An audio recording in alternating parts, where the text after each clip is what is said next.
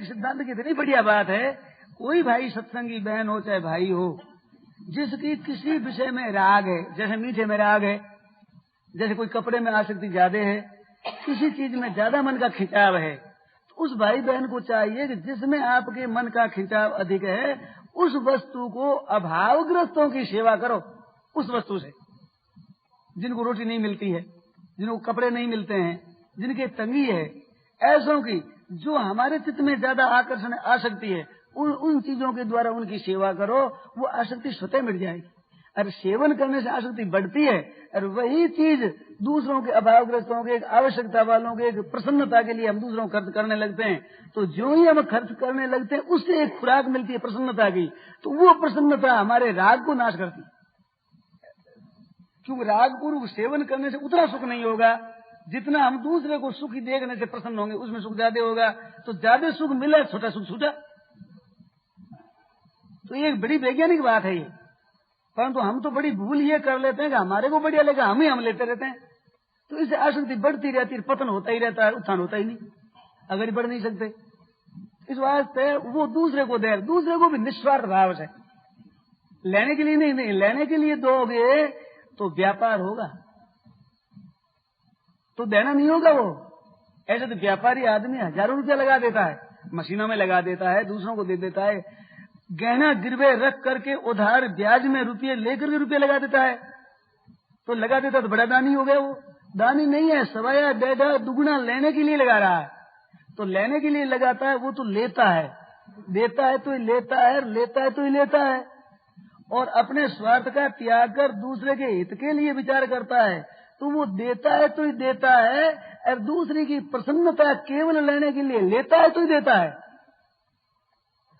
यही तो कर्मणि अकर्मणि अपश्यत, कर्म अकर्म के तत्व को गहरी रीति से जानना क्या है।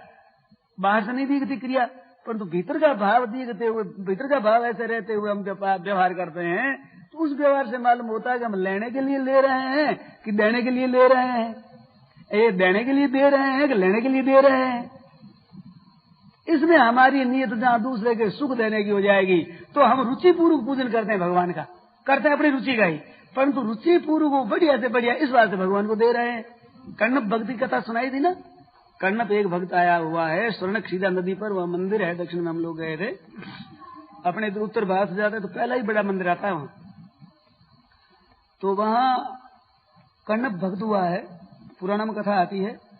उसका मंदिर के ऊपर पहाड़ पर उसका मंदिर है।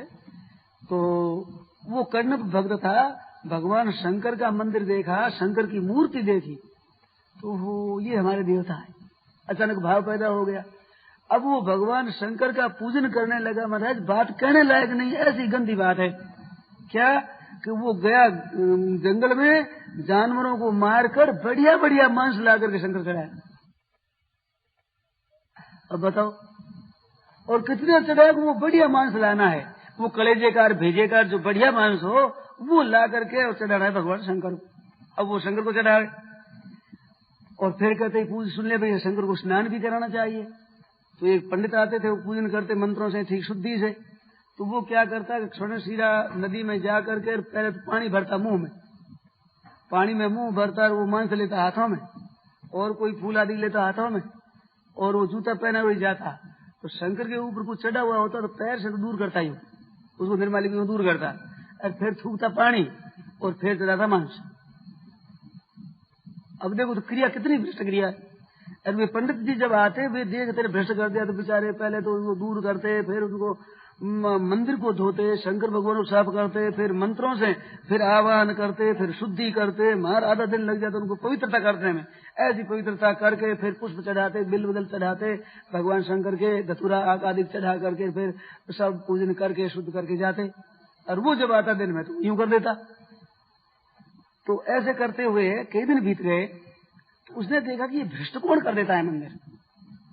तो एक दिन वो छिप करके वहां ठहरे, और वो भक्त पर आया, उसको देखा तो करे तू क्या कर रहा है। हमारे देवता की पूजन कर रहा हूँ। कि ये पूजन नहीं होता है ऐसे, ये तो बहुत भ्रष्ट है। कैसे? हाँ, बहुत खराब चीज है, तो फिर नहीं करेंगे।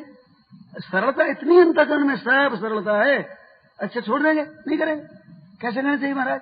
कहते भैया ये तो अशुद्ध चीज भगवान के शंकर के चढ़ती है, मंदिर भ्रष्ट कर दिया तेने, वो तो वो डर गया बेचारा, घबरा गया, कहते महाराज आपको वजह से करूंगा। अब देख कितना सरल है, बिल्कुल भीतर में कोई आग्रह नहीं है। तो फिर उसने कहा अच्छा तुम ऐसे तो अभिषेक करो, शुद्ध जल लाओ, शुद्ध ऐसे करो। उस दिन छोड़ दिया वो। अब जो महाराज ने कहा वैसे करना शुरू कर दिया, पर तो वो उसकी प्रकृति से विरुद्ध बात, इस बात से बड़ी मेहनत पड़े बेचारे के, वो लाने में करने में सब में ही। तो उस पंडित को स्वप्न दिया भगवान शंकर में कि नहीं इसकी जो पूजा उससे मैं बहुत ज्यादा राजी हूँ। तुमने खटपट क्या कर दी बेचारे की, उसे बड़ी बातें लग गई, उस पूजा से मैं बहुत राजी हूँ।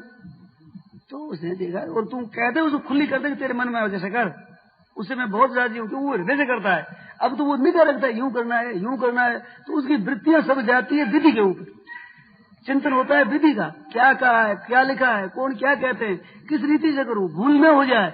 वृत्ति इधर जाती है, पहली वृत्ति केवल मेरे में थी, वो तो स्वभाव सिद्ध थी बात, और वे केवल वृत्ति थी मेरे में, तो मैं उससे बहुत राजी हूँ। तब उसको कहा भाई तुम मर्जी आओ जैसे करो। परंतु फिर शंका हुई मन में कि ये भगवान कहते हैं ये क्या बात है कि शास्त्र में तो ये बात है नहीं, और भगवान शंकर ये कहते हैं ये भी बात ठीक होनी चाहिए। तो ये रही शंका। तो भगवान शंकर ने कहा कि तुम परीक्षा कर लेना। तो परीक्षा कैसे होगी इसका भी क्या पता है, तो वो उस पूजा को देखा करे। एक दिन बात क्या हुई कि वो छिपा हुआ पंडित देखते हैं, वो कर्णप आता है तो देखते हैं भगवान शंकर की एक आंख में खून की धारा आ रही है। अब ये देखा तो मेरा तो व्याकुल हो गया, बड़ा दुख हुआ उस मन में कि वो भगवान के तो खून की धारा आ गई। उसे ये नहीं कि मूर्ति है, ये तो भाव है ही नहीं, सरलता से भगवान है। तो उसका इलाज करने लगा तो इलाज को ठीक बैठा नहीं। तो अंत में उसने विचार किया कि भाई अंग कोई भी कट जाए तो उसी अंग को वहां लगा देने से वो ठीक होता है अंग। अब काटने बांटने वाले यूं ही जानते थे, वो वहीं लगाकर वैसे खून से चिपका दिया जाए, पट्टी बांध दिया, ठीक हो जाता है। तो इस बार तो उसने विचार किया कि भगवान के शंकर ठीक नहीं है आंख, तो अपनी आंख चढ़ा दूं यहाँ। तो अपने उस आंख को देख करके और उसको तो निकाली और अपनी आंख को निकाल करके और चढ़ा दिया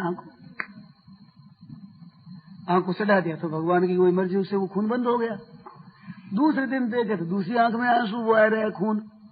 तब उसने विचार किया अब क्या करें। अब दूसरी आंख निकालने को तैयार, अपनी पीड़ा की कोई परवाह नहीं, परंतु लगाएंगे कैसे। तो उसने एक में दाव लिया हाथ में, एक लिया आंख में, और पैर रखा उस आंख पर कि भाई यहाँ आंख लगानी है। आंख पर तो ये पैर रख दिया और अपनी आंख निकाली दांत से, निकाल करके उस जगह लगाई तो भगवान शंकर प्रकट हो गए, खुश हो गए, बोल वरदान क्या चाहता है वरम। फिर उसको भी आंखें दे दी दोनों ही भगवान शंकर ने। तो वो जो भक्त था कि मैं शुद्धि से पूजा करता हूँ, तो शुद्धि से पूजा के तुम्हारा त्याग कितना है, और ये अशुद्ध करता है मैं त्याग कितना है इसके। हाँ, तो वो उपासना है क्या है कि उसके सुख कैसे हो। अब हमारी रुचि से हम भगवान का पूजन करते हैं, रुचि से ही, पर रुचि का अपने चित्त की प्रसन्नता करने के लिए रुचि से पूजन करते हैं, अथवा हमारी जिन चीजों पर रुचि उन चीजों से हम भगवान का पूजन करते हैं। तो हमें जो चीजें अच्छी लगती है उन चीजों से भगवान का पूजन करते हैं, तो पूजन होता है भगवान का। और हम जैसे प्रसन्न हो गए, जैसे भगवान को सजावे, तो वो प्रसन्न का वो भगवान का पूजन है, वो रुचि का पूजन होता है। हम पूजन करें भगवान का, भागवत जी का पूजन करें, समझो, या कृष्ण भगवान की मूर्ति का हम पूजन करें, परंतु देखा कि अब तो मेला है, अमावस्या पूर्णिमा है, पूर्णिमा के दिन लोग अधिक आएंगे, तो आज ठीक सजाओ मंदिर को। अब ठीक मूर्ति को सजाते हैं, मंदिर को सजाते हैं, ऊपर को सजा कर रखते हैं, ठीक पूजा करते हैं, बड़ा मन लगता है उस दिन पूजा करने में। और जिस दिन देखे आज तो कोई आने वाला तो है नहीं, तो साधारण पूजन करके चल देते हैं। तो वो पूजन तो दिखता तो है भी ठाकुर जी का पूजन, और वास्तव में वो है मनुष्यों का पूजन, वो ठाकुर जी का पूजन नहीं है। और मनुष्यों का पूजन भी है पैसों का पूजन, क्यों मनुष्य ज्यादा आएंगे तो उनका चित्त आकर्षण ज्यादा होगा, तो भेंट अधिक आएगी। वास्तव में भीतर में भाव क्या है, तो वो पूजन भगवान का नहीं हो रहा है, कर रहे हैं भगवान का ही।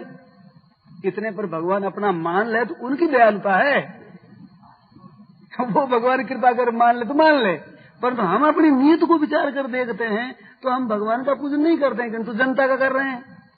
क्यों, जनता कोई नहीं आवे तब तो करते नहीं, और कोई आवे तब करते हैं।